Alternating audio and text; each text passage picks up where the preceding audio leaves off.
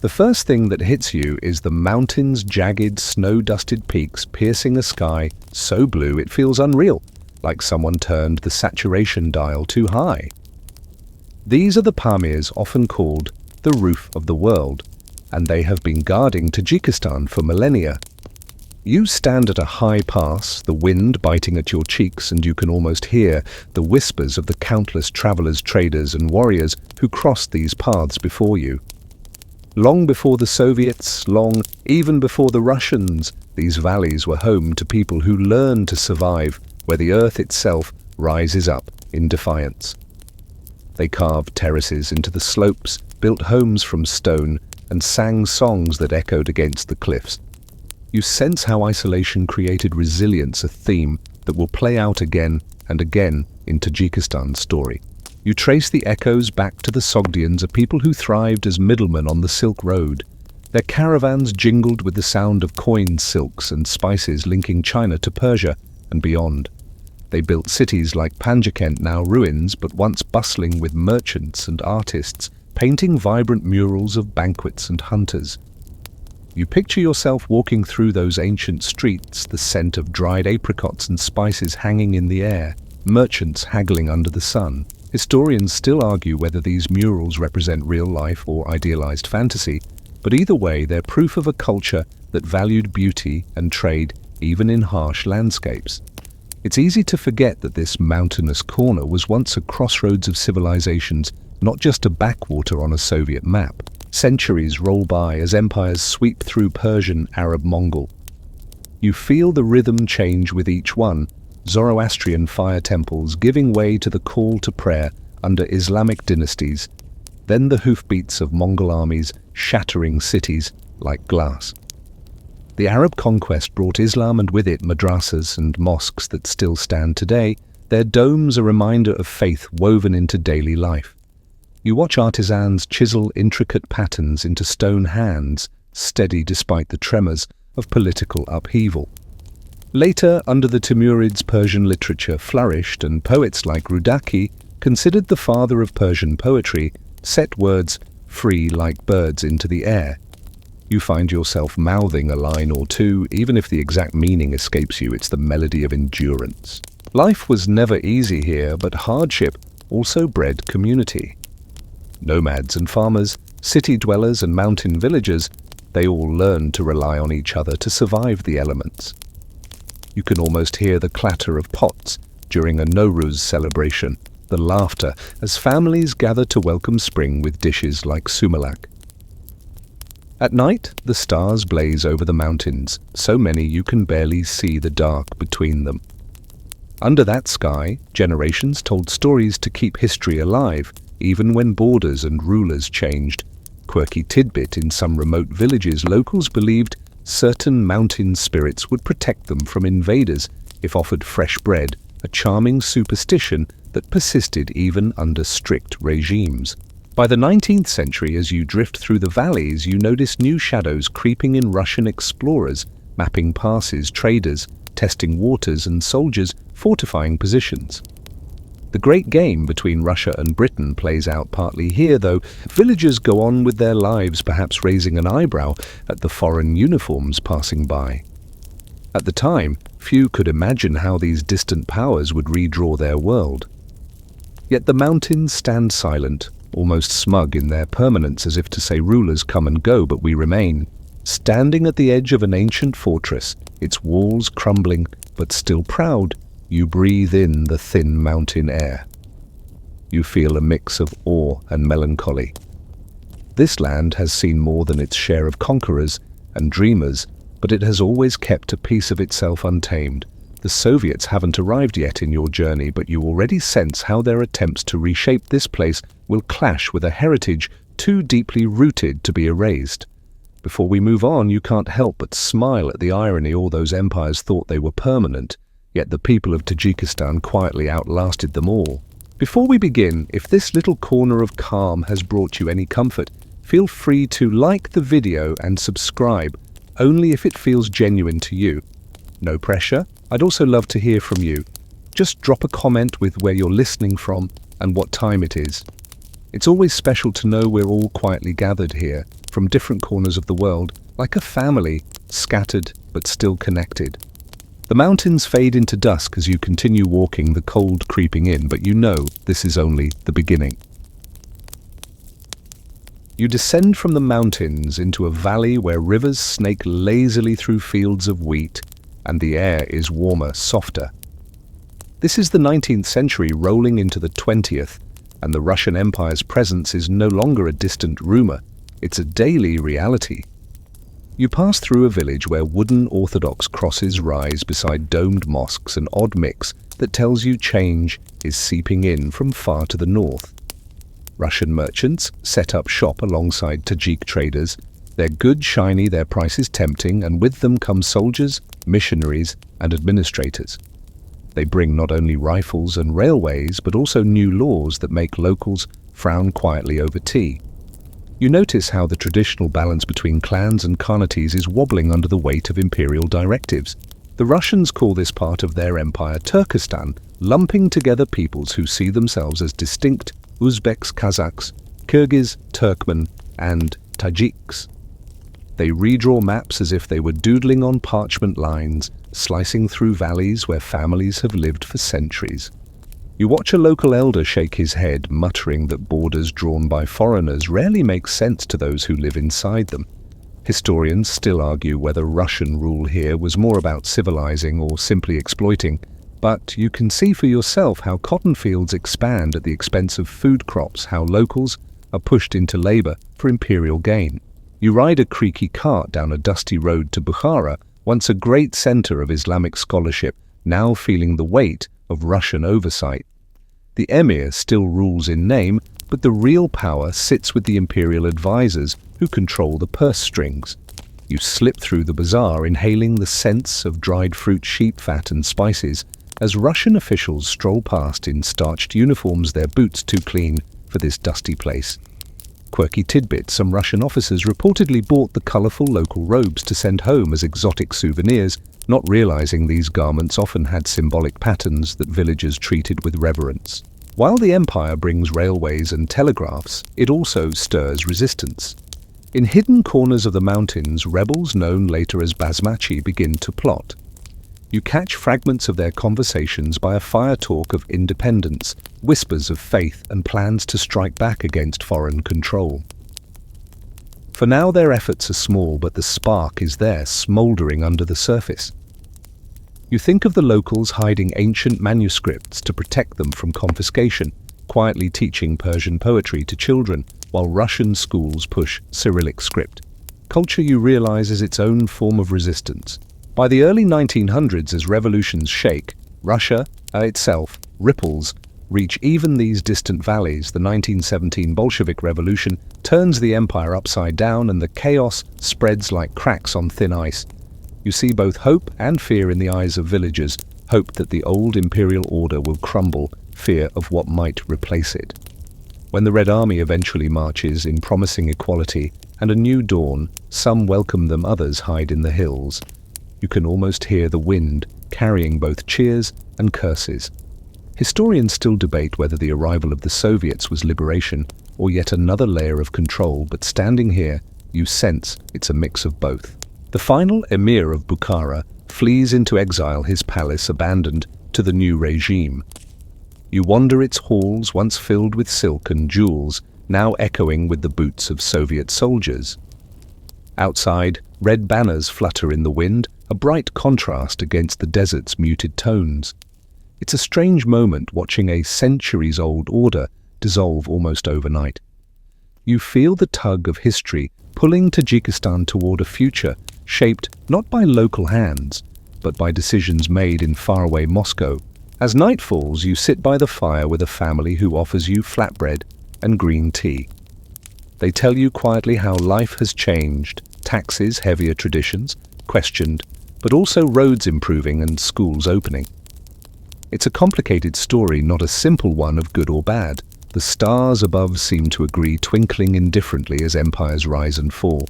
Tomorrow the Soviets will begin carving this land into something new, but for tonight, the valley breathes with a fragile peace, as if holding its breath for what's to come. Dawn breaks over the plains and you see surveyors marking the earth with stakes, their breath misting in the morning air. It is the 1920s and the Soviet Union is busy reshaping Central Asia, like a child rearranging blocks on a floor. You follow the lines, they draw lines that will become borders not just on maps but in minds. The land that was once part of the Emirate of Bukhara and the larger Turkestan territory now gets dissected into neat Soviet republics: Uzbekistan, Kyrgyzstan, Turkmenistan, Kazakhstan, and finally Tajikistan. At first, Tajikistan is not even granted the status of a full republic. It's an autonomous region under the Uzbek Soviet Socialist Republic. You can almost hear the collective grumble of Tajiks proud of their Persian-rooted culture, forced to answer to Uzbek administrators. The Soviets say they are promoting equality among nationalities, yet you watch them manipulate identities like pieces on a chessboard. They encourage some groups while suppressing others, playing a careful game to keep control. Tajik intellectuals petition Moscow, arguing that their language and history deserve recognition. Eventually, in 1929, their persistence pays off and Tajikistan is upgraded to a full Soviet Socialist Republic. You stand in Dushanbe, still a small town back then, as banners go up celebrating this new status. People gather in the square clapping and smiling, though you can sense a cautious undercurrent. The republic may have a name, but Moscow holds the leash. The city itself begins to change under Soviet hands. Wooden houses give way to concrete buildings and streets are straightened as if curves offend socialist order. Russian becomes the language of administration while Tajik is sidelined, though never erased. You pass a schoolyard where children chant in Russian, their teachers strict, their parents watching, silently perhaps wondering what this new generation will become. Historians still argue whether these early Soviet policies were modernization or cultural erasure, but you see both at once: new roads, hospitals and factories sprouting, yet traditional songs, crafts, and even clothing slowly fading from the public eye. In the countryside, the transformation is harsher. You walk through fields where farmers who once grew food for their own families are now forced into collectivization, producing cotton to feed Moscow's textile mills. The white bowls stretch across the horizon like snow, beautiful from a distance, but bitter to those bending over to pick them. You hear rumors of resistant small uprisings in remote areas quickly crushed by Red Army patrols. The Basmachi rebels, who fought against both Russian and Soviet control, become legends in these years, stories of their daring raids still whispered in mountain villages long after their defeat. Quirky tidbits: some Basmachi fighters allegedly rode camels into battle simply because horses were too scarce, giving Soviet troops quite the surprise during skirmishes.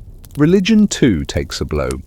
Mosques are closed, madrasas shuttered, and clerics arrested or silenced.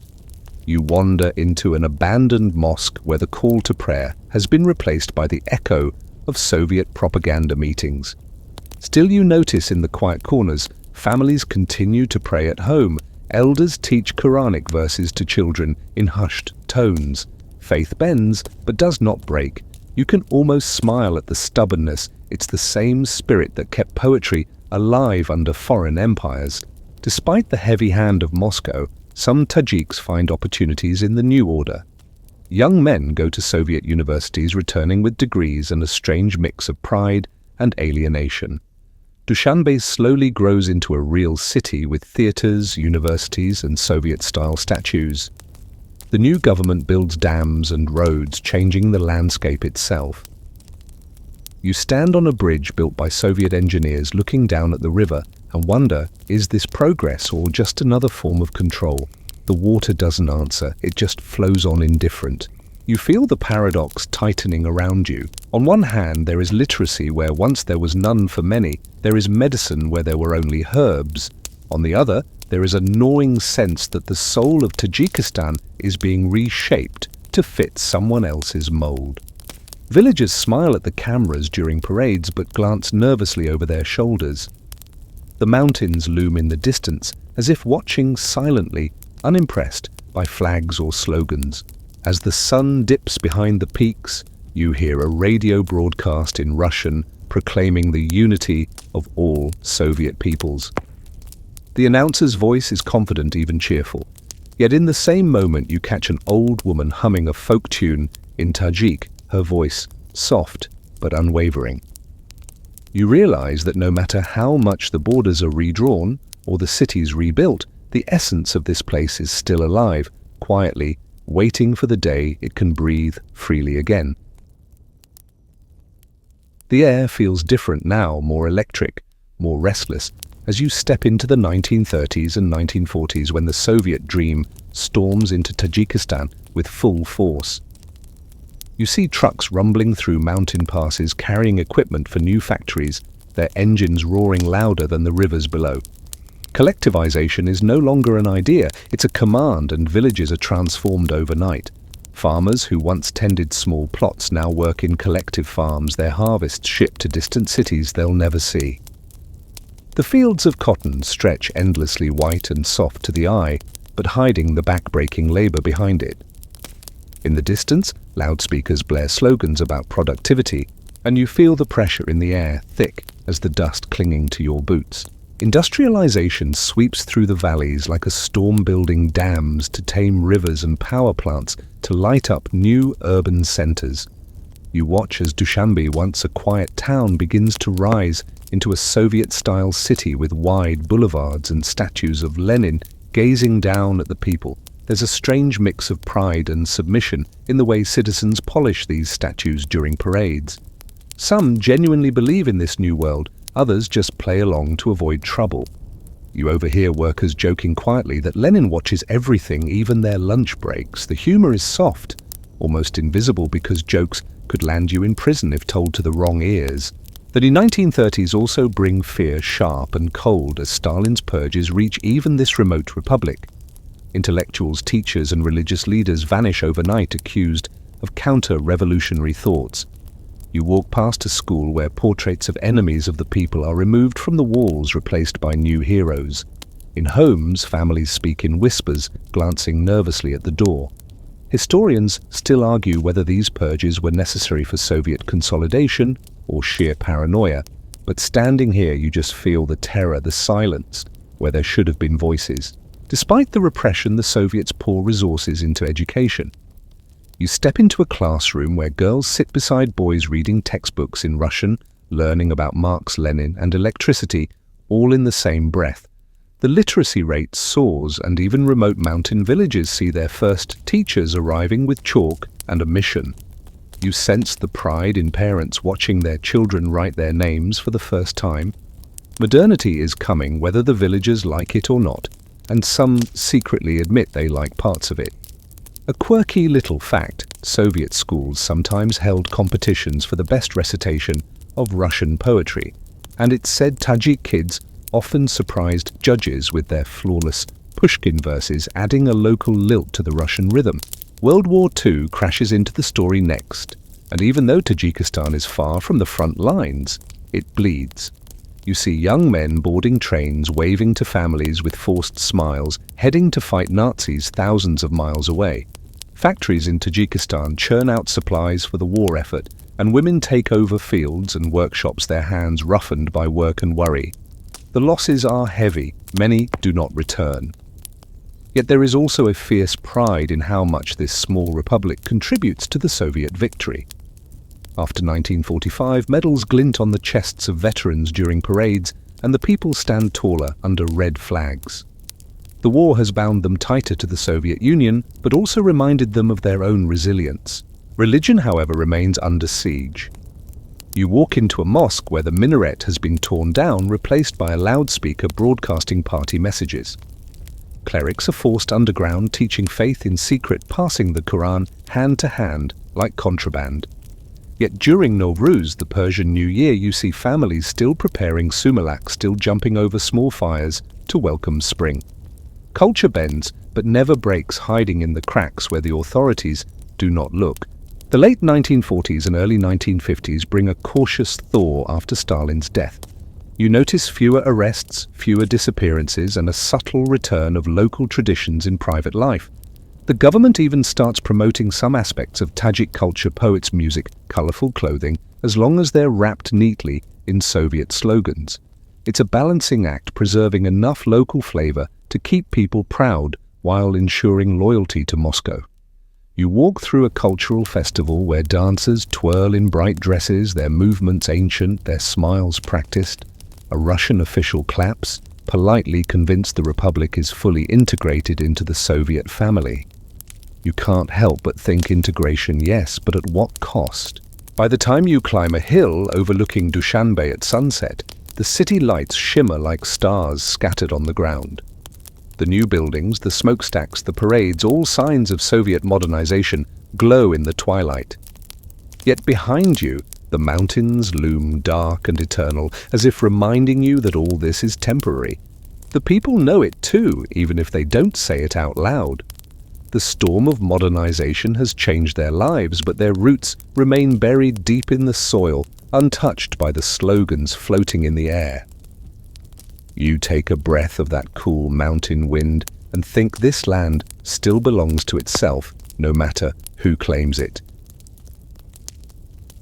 The wind shifts again as you step into the late 1950s and 1960s, and with it comes the faint murmur of defiance threading through the valleys. The Soviet state seems unshakable on the surface with its rigid structures and endless propaganda, but beneath that facade, small acts of resistance flicker like candles in a drafty room. You walk through a mountain village at dusk where families gather around low tables, speaking in hushed Tajik as they tell stories of ancestors and heroes long before Lenin. The government has discouraged religious gatherings, yet you hear prayers whispered quietly after meals, faith surviving in secrecy. Even children warned not to mention certain things at school learn to keep two faces, one for the state, one for home. The Basmachi movement, which had been largely crushed by the 1930s, lingers as legend in these regions. Old men lean on their canes, recounting to wide-eyed youngsters how rebels fought with little more than grit and old rifles against the mighty Red Army. These stories are not written in schoolbooks. They live in the oral traditions shared in kitchens and pastures. Historians still argue whether the Basmachi were freedom fighters or bandits, but as you listen to the pride in the storyteller's voice, you know where the locals stand.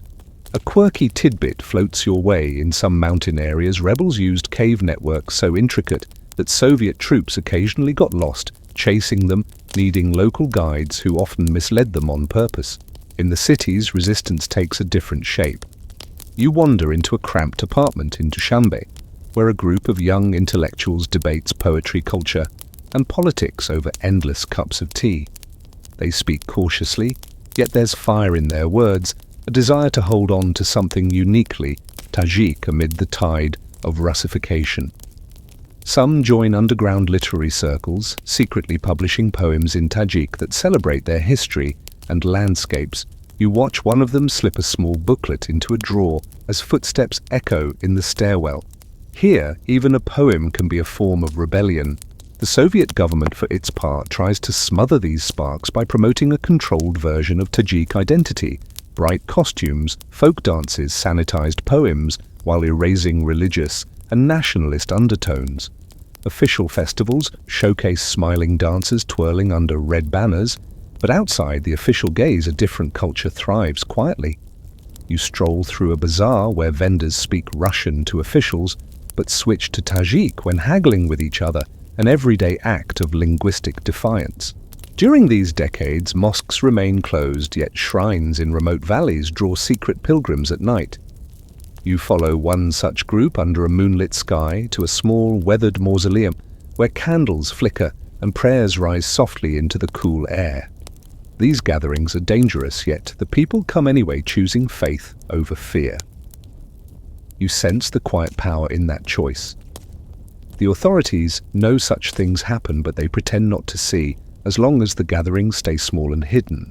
Meanwhile, Soviet policies continue to transform the land. Cotton production intensifies, swallowing more fields, draining rivers, and bringing new settlements to remote areas. You walk through endless rows of white blooms workers, bending under the sun, their fingers raw, their backs sore. Official speeches celebrate the white gold that fuels the Soviet economy, but among the workers you hear murmurs of exhaustion and resentment. There's an irony in how this crop, once a symbol of wealth, now chains them to quotas and control. In the late 1960s and 1970s, the regime tries to tighten its grip again as nationalism simmers beneath the surface. Soviet officials build monuments to socialism, but you notice graffiti scratched faintly into the concrete verses of Rudaki, calls for freedom, simple symbols like mountains or suns, small, almost invisible acts of resistance, yet they're there stubborn as weeds in a sidewalk crack. You smile at their persistence, even as you know the risks. The KGB watches everything. You pass a government building where men in dark coats enter and exit, their eyes sharp, scanning the streets. Inside homes, radios play Soviet broadcasts, but conversations lower to whispers as soon as they end. People live with this double life: public loyalty, private doubt. Yet in that duality, the flame of identity stays alive. The people may bend to survive, but they do not break. One evening, you find yourself on a hillside overlooking Dushanbe as a storm brews in the distance. Lightning flashes behind the mountains, briefly illuminating the city's Soviet-style blocks and the dark valleys beyond. The storm feels symbolic, like a warning of what's to come. You know these decades of quiet defiance will eventually swell into something bigger. For now, the valleys hold their secrets, the prayers stay whispered, and the poems remain hidden. But history rarely stays still for long. The mountains have seen many storms, and they know another one is coming. The 1970s slide into the 1980s, and you feel the tension thickening like clouds before a summer storm. Soviet power remains strong, yet cracks run through it, visible if you know where to look. You walk through Dushanbe's streets, now lined with concrete apartment blocks and banners proclaiming socialist prosperity, but the slogans sound hollow against the murmurs you overhear in tea houses. People complain about shortages, sugar, flour, even soap, and grumble softly that Moscow takes too much and gives too little. It's dangerous to speak openly, yet dissatisfaction simmers like tea left too long on the stove. Identity becomes the battleground of the soul. In schools, Russian is still the primary language of instruction, but at home, parents insist on speaking Tajik, passing down proverbs and songs in whispers.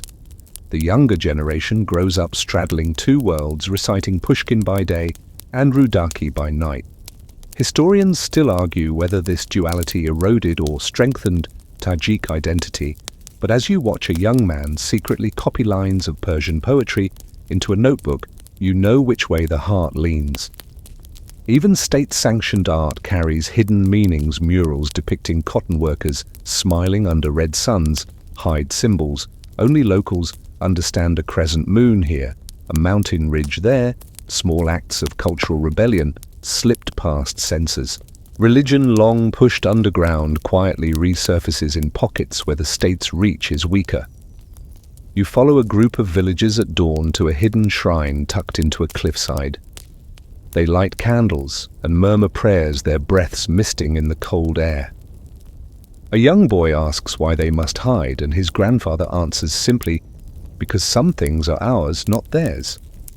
The words linger in your mind like an echo. Despite decades of suppression, Islam remains the heartbeat of many communities, pulsing quietly under layers of Soviet control. Economic conditions deteriorate further during the late Brezhnev era. Factories sputter, corruption spreads, and the cotton monoculture exhausts the soil. You pass fields where irrigation canals run low, and farmers shake their heads, muttering that the rivers themselves seem tired. The Aral Sea, far to the north but connected by shared waters, is shrinking, a slow disaster caused by relentless cotton production. Nobody in Moscow seems to care. Quirky tidbit: some locals joke bitterly that cotton is the only thing that grows faster than Soviet promises. Then comes the 1980s, and with it Mikhail Gorbachev's reforms, perestroika and glasnost. The words spread quickly like seeds blown by the wind, planting hope and fear in equal measure. In Tajikistan, they mean loosening of censorship, more freedom to speak, and the first real space for nationalist sentiments to breathe openly. You attend a small meeting in Dushanbe where intellectuals discuss Tajik culture without lowering their voices, and it feels revolutionary. Poets publish works celebrating Persian heritage, activists call for greater autonomy, and mosques reopen quietly, their minarets stretching toward the sky once again. For the first time in decades, people dream of change, without immediately fearing the knock on the door. But with hope comes unrest. Riots erupt in 1990 after a housing dispute involving Armenian refugees escalates into ethnic clashes, revealing deep tensions beneath the surface. You find yourself in the middle of a crowd, the air thick with anger, voices shouting, fists shaking. Soviet troops patrol the streets trying to restore order, but the old fear no longer works as well as it used to. The protests are not just about housing, they're about decades of frustration about being ignored by Moscow, about wanting to be heard. You see slogans demanding independence alongside cries for better living conditions, a potent mix that no amount of propaganda can suppress. The government cracks down, but the damage is done, the spell of Soviet invincibility is broken. In villages, in bazaars, in mosques, people talk openly about a future beyond the USSR. Historians still argue whether the seeds of independence were planted here or much earlier, but you feel them sprouting now unstoppable. Even the older generation, once cautious, begins to believe change is possible. The mountains seem to nod in agreement, their peaks catching the last light of sunset, as if blessing what is to come. You end this chapter standing on a rooftop in Dushanbe, looking out over the city as the evening call to prayer rises softly, mingling with the hum of traffic and the crackle of old radios playing Soviet news. The two sounds, faith and control, overlap awkwardly, a reminder that the old order and the new hope are colliding. The air smells of dust and smoke, but also of something fresher, something like rain about to fall. You know the storm is close now, and when it breaks, nothing will remain the same. The sky over Dushanbe feels heavier as you walk into the late 1980s, the Soviet Union stumbling under its own weight. The slogans on billboards have begun to peel their promises, fading like the paint. Stores are half-empty queues, snake around corners, and people mutter about shortages with a boldness that would have been unthinkable just a decade earlier. You watch women standing in line for bread, their faces weary but determined, and hear them trade gossip about Moscow's troubles, how the empire that once seemed unbreakable now trembles from within. The economy is faltering, and with every crack, the faith in Soviet rule erodes. In this atmosphere of decay, nationalism rises like a breath of fresh air, sharp, exhilarating, and slightly dangerous. Cultural clubs and intellectual groups spring up, celebrating Tajik language, poetry, and history with a passion that feels almost defiant. You attend a gathering where young writers recite verses praising Rudaki and Ferdowsi, their voices echoing against walls decorated with Persian calligraphy. They speak of identity not as something to be hidden, but as a banner to be carried high. The applause is loud, the energy electric, and you can sense the ground shifting underfoot. Historians still argue whether these movements were purely cultural or covertly political, but here the line between culture and politics blurs easily. Islam also resurges as restrictions ease under glasnost. Mosques reopen not just in villages but in cities, their courtyards filling with worshippers. You watch young men and women, many experiencing public prayer for the first time in their lives, standing shoulder to shoulder, eyes closed in devotion. There is a joy in these gatherings, but also a quiet defiance. They are reclaiming something long suppressed.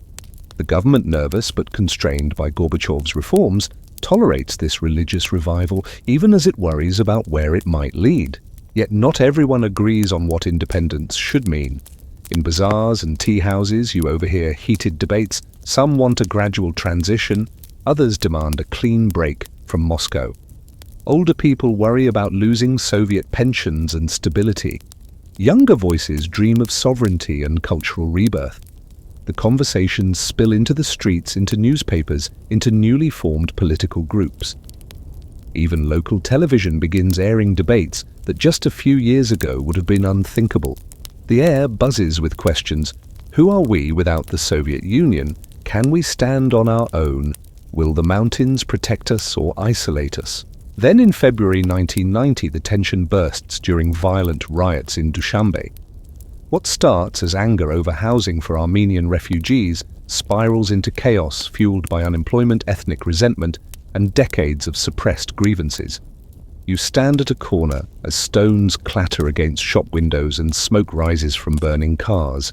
Crowds surge through the streets, some carrying sticks, others just shouting. The police respond harshly, and soon Soviet troops march in their boots, pounding the pavement, rifles at the ready.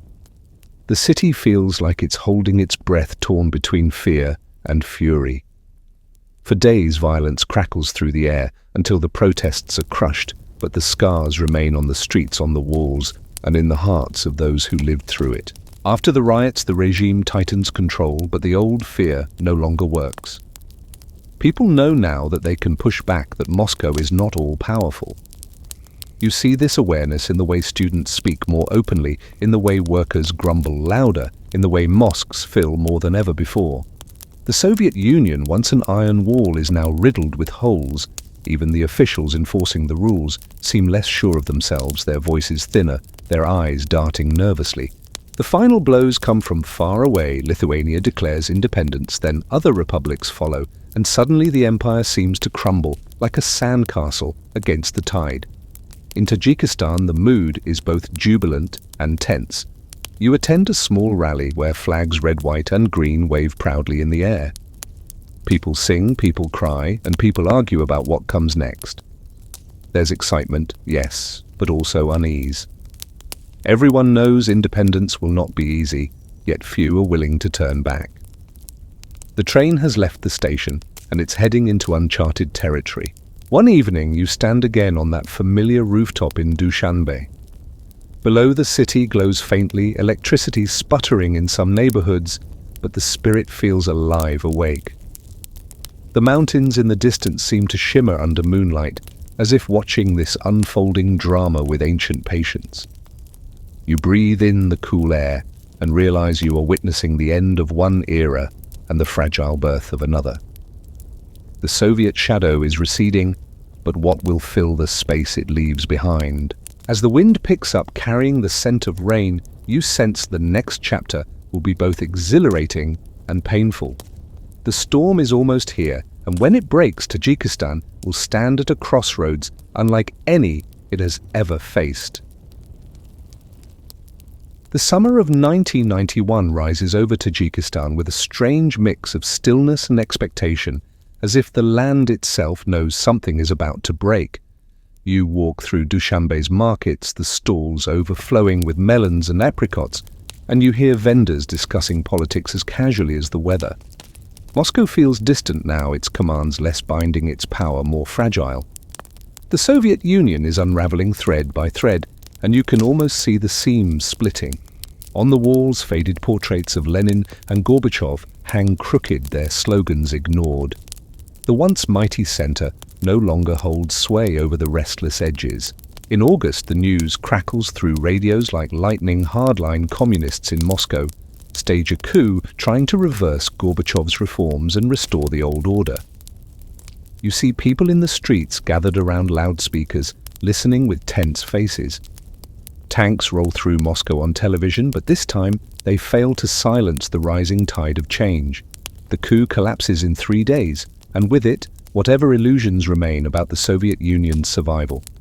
You watch as the red flag with hammer and sickle droops, its authority gone, its power only a shadow. Historians still argue whether this was the final nail in the coffin or simply the inevitable outcome of years of decay. But standing here, you know there's no turning back. In September 1991, the Supreme Soviet of Tajikistan seizes the moment. You walk into the parliamentary chamber, the air thick with the smell of sweat and anticipation, as deputies argue heatedly about the future. The vote is cast. Tajikistan declares independence. The news spreads like wildfire. In Dushanbe, crowds gather, some cheering, some weeping, some silent in disbelief. You see flags raised high, the new tricolor red, white, and green fluttering under a golden crown, and 7 stars. Children wave miniature versions while elders whisper prayers of thanks. For the first time in decades, Tajikistan breathes under its own sky, free from Moscow's grasp. The euphoria is intense but fragile. You walk among the celebrating crowd, sensing both joy and uncertainty. What does independence mean when the institutions are weak The economy is crumbling, and rival factions already sharpen their knives. You overhear conversations filled with hope, promises of cultural revival, economic growth, and religious freedom. Yet you also catch whispers of fear about ethnic divisions, about political rivalries, about the power vacuum left by the departing Soviets. Independence feels like stepping onto a rope bridge, swaying over a deep ravine, thrilling but dangerous. Religious leaders step into the open with newfound confidence. Mosques ring with prayers, and long-suppressed traditions re-emerge in public. In the bazaars, traders no longer hide their Persian influences, displaying books of poetry and Qurans openly. The state loosens its grip on culture, allowing Tajik identity to flourish after decades of suppression. You walk through a street where murals of Rudaki appear overnight, his poetic gaze seeming to bless the newborn nation. At the same time, you notice new political groups forming quickly: Islamic nationalist, socialist, each claiming to know the right path forward. Their rallies swell with passion, but their messages clash like cymbals in a storm. In the months after independence, the reality of nationhood proves harder than the dream. Soviet subsidies vanish, factories slow to a crawl, and food prices soar. You stand in line for bread alongside families who once believed independence would bring immediate prosperity.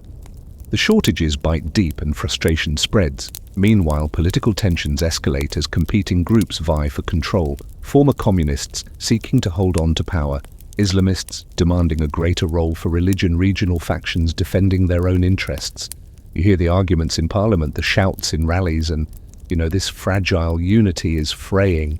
Yet, for a brief moment, there is still a sense of possibility. You travel through the mountains where villagers greet you with warm smiles, proud to speak openly about their heritage without fear. Children wave the new flag as they run across fields, their laughter echoing under the summer sun. You attend a wedding where guests sing both traditional songs and new patriotic hymns, blending old and new hopes into a single celebration. For all its struggles, Tajikistan feels alive, awake, and unbound. As winter approaches, the mood darkens, political rivalries sharpen into hostility, and the first skirmishes break out between factions. You see men carrying rifles where once they carried farming tools. The air is tense, conversations hushed, as if everyone senses a storm brewing on the horizon. The Soviet shadow is gone, but a new, darker shadow begins to stretch across the valleys. The dream of independence is real, but so is the fragility of what's been built. On the last day of 1991, you stand on a hill outside Dushanbe. Snow dusts the rooftops and the city glows faintly under the winter sky. Behind you, the mountains stand solemn, as if watching to see whether this new nation will survive the trials ahead. You wrap your coat tighter against the wind and think freedom has come, but at a price yet to be paid. The path forward is uncharted, and the first steps are already trembling underfoot. The spring of 1992 comes not with blossoms of hope, but with the crackle of gunfire echoing through valleys that once only knew the sound of shepherds' bells. You step into Dushanbe now, a city gripped by fear, where sandbags line government buildings, and men in mismatched uniforms guard checkpoints with anxious eyes. Independence had been celebrated only months earlier, but political rivalries have exploded into open conflict. The government, still dominated by former communists, clashes with an alliance of Islamic and democratic opposition forces. Regions split along lines of loyalty, and militias form faster than agreements can be signed. The fragile rope bridge of nationhood you felt earlier is now shaking violently in the wind. You pass neighborhoods where families pack hurriedly, their belongings tied with rope, children clinging to mothers' skirts. Streets once filled with the aroma of kebabs and the laughter of evening gatherings now reek of smoke and uncertainty. In the countryside, villages fall under control of different factions, some supporting the opposition, others loyal to the government, while some simply try to survive. Historians still argue whether this descent into civil war was inevitable or avoidable, but on the ground you only feel the human cost: confusion, fear, and grief. The fighting grows fiercer through the summer, spreading across valleys and mountain passes. Opposition forces, a mix of Islamists, Democrats and regional groups, seize towns while government troops counterattack with support from Russian military advisors who quietly slip back into the country. You watch as alliances form and break overnight loyalties, shifting with the winds of power.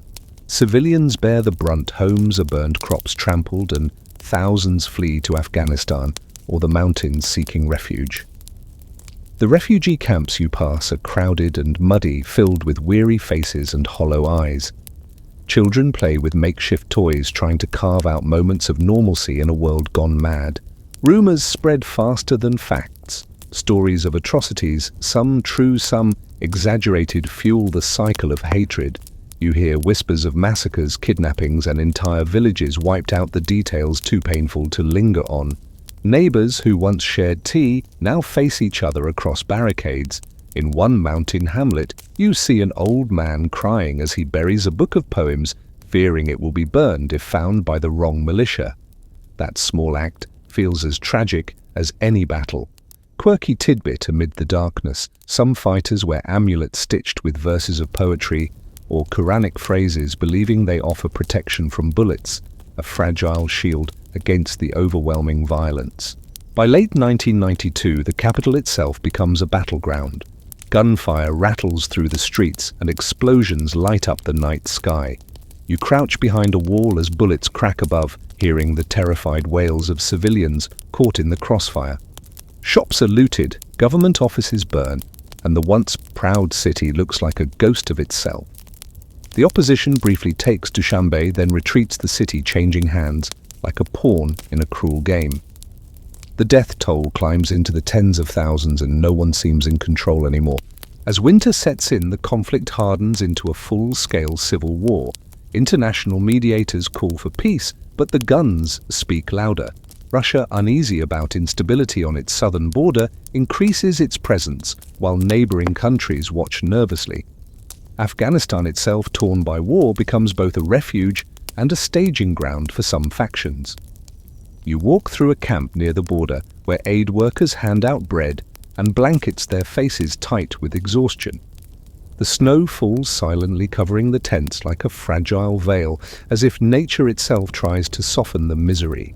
Through it all, the people of Tajikistan endure with a quiet strength that astonishes you. Even in the darkest moments, they find ways to survive.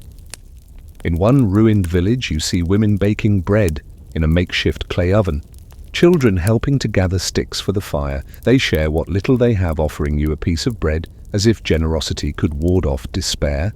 And in a way it does. The simple act of sharing keeps the humanity alive amid the chaos. By the end of 1992, the civil war has carved deep wounds into the nation's soul. The government regains partial control, but at the cost of rivers of blood and the trust of its people. Armed groups continue to fight, and the front lines shift unpredictably. You stand on a ridge overlooking a valley dotted with smoke, the silence between gunfire heavy and oppressive. Below, the river flows on, ignoring the human madness around it, as if reminding you that time itself will eventually wash away this pain. Those scars will remain. As the year closes, you feel the exhaustion hanging over the land like a thick fog. The dream of independence has turned into a nightmare of civil conflict. Yet somewhere deep in the mountains, you sense the old resilience stirring. Tajikistan has survived empires and conquerors before. It may yet survive this too. For now, though, the nights are long and the fires burn low, and the people wait, hoping for dawn. The year 1993 dawns with pale sunlight over a land still trembling from the violence of the previous year. You step into a small village where roofs are patched with whatever materials can be found, and the morning air carries both the scent of fresh bread and the smoke of distant gunfire. The civil war grinds on, brutal and chaotic, drawing in fighters from across the country and even beyond. Every valley seems to hold a different flag, every road a checkpoint, with nervous young men gripping rifles they barely know how to use. Yet amid the wreckage, whispers of peace begin to float through the air like cautious birds testing the wind.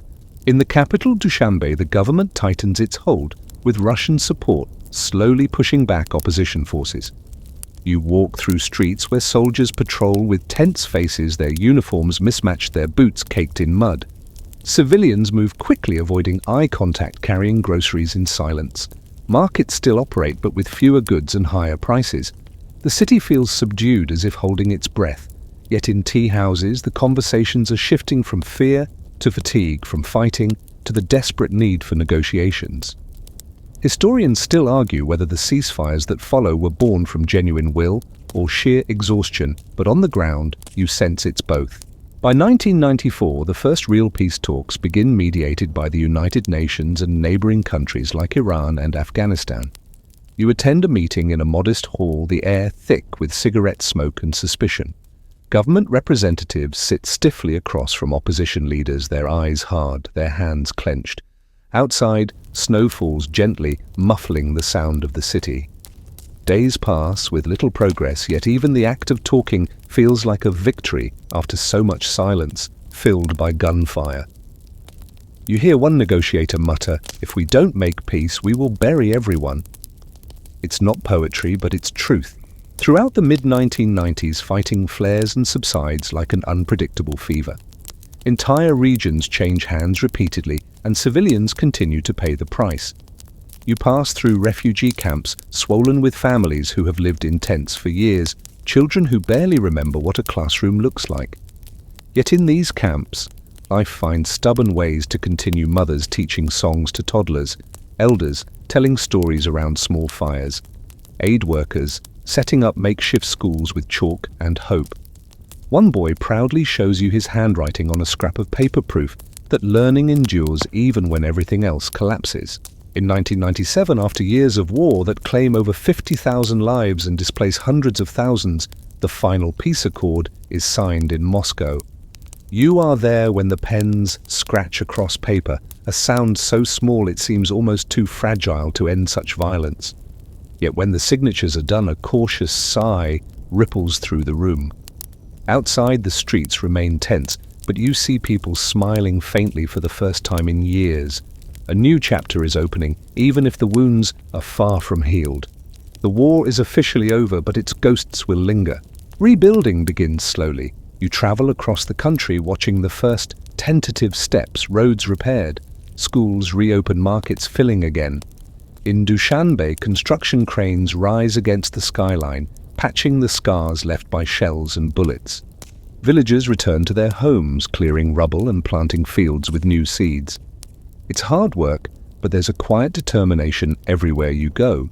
The people are tired of war. They crave normalcy like water in a desert. You watch a wedding in a mountain village where guests dance under the stars, their laughter carrying into the night, as if daring the darkness to return. The new government under Emomali Rahmon consolidates power, promising stability. Some criticize his growing authoritarianism, while others accept it as the price of peace. Freedom is fragile, but after years of chaos, many prefer order, even if it comes with restrictions. Religious leaders tread carefully, allowed to practice, but under watchful eyes. Opposition figures sign agreements, but remain wary, their supporters even more so. Historians still debate whether this was a true reconciliation or just the end of open conflict, yet in the faces of ordinary people you see relief, because the guns are finally silent. By the early 2000s, Tajikistan's path is clearer. It is rebuilding, slowly shedding the shadows of war, though not without challenges. Poverty remains widespread, corruption lingers, and the scars of division take generations to fade. Yet you also see pride, sprouting like grass between stones.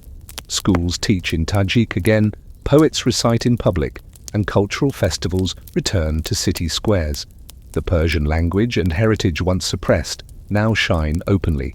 Mosques fill with worshippers who no longer have to hide, and mountain shrines receive pilgrims who walk with heads held high. You end your journey standing on a ridge overlooking the Pamirs, the roof of the world, as dawn breaks over the peaks. The sky blazes with pink and gold, painting the mountains in light so pure it feels like a blessing. Below, rivers twist like silver threads, valleys hum with the waking of villages, and the air is sharp with the scent of snow and spring flowers. You think about everything Tajikistan has endured: empire's Soviet control, civil war, and yet here it stands, scarred, yes, but alive, proud, and undeniably itself. The wind brushes against your face as if to whisper, "We have always survived and we will continue to survive." The mountains have watched centuries of turmoil, and they know this truth better than anyone. You take one last breath of the crisp air and let the story settle deep inside you, a reminder that even the smallest nations can walk through fire and still emerge standing. The sun rises higher, warming the peaks, and with it a sense of calm washes over you. The story has reached its end, but the land's journey continues quietly, stubbornly, beautifully, just as it always has. The light softens now, the golden rays of the rising sun stretching lazily over the valleys, warming the rooftops of Dushanbe, the fields of cotton, and the cold stones of mountain shrines. The storm has passed, but its memory lingers in every scarred building, every cautious smile. You walk slowly, breathing in the crisp morning air, feeling the world quiet around you. There is no rush anymore, no shouting, no gunfire, just the hum of life rebuilding itself, piece by piece. The rivers run clear, the mountains stand unshaken, and the people, though marked by the past, move forward with a steadiness that feels almost like grace. You think about how much they've endured the reshaping by empires, the heavy hand of Soviet rule, the firestorm of civil war, and yet here they are, planting seeds again, opening markets, teaching children songs that were once forbidden. There's a soft strength in that, a kind of courage that doesn't need to roar. It's enough simply to keep going, to rise each day with the sun and rebuild what was lost. You hear laughter drift from a distant home, smell bread baking in a clay oven, and watch a group of children chasing each other through a dusty street. Life, in its quiet way, always finds a path. As the sky brightens, the mountains seem to glow, their peaks wrapped in morning mist like scarves. They have seen centuries of change, yet they remain guardians of a land that refuses to vanish. You let your eyes rest on those peaks, your heartbeat slowing with every breath. The story you've followed of pain, of resilience, of transformation fades gently into silence. You close your eyes, and for a moment there is only peace, soft and deep, like a whisper carried on the wind.